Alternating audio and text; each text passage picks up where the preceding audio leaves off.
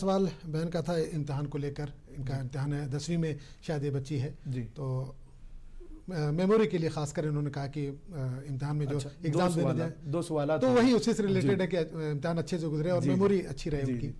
جی بسم اللہ الرحمن الرحیم.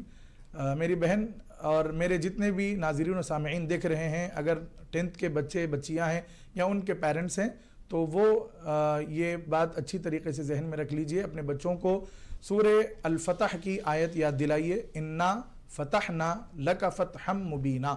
انا فتحنا لک فتحا مبینا.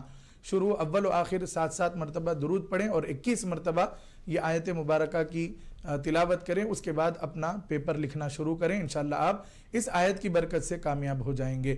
اور قوت حافظہ کے لیے یعنی کمزور ذہن کو مضبوط کرنے کے لیے قرآن مجید کی آیت ہے سورہ اعلیٰ کی سنقرئک فلا تنسى الا ما شاء اللہ.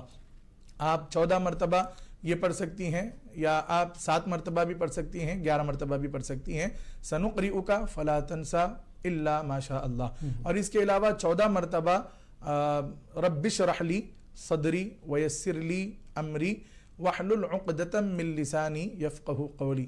آپ یہ آیتیں بھی پڑھ سکتی ہیں. یہ سورہ طٰہٰ کی آیت نمبر 25, 26, 27 اور 28.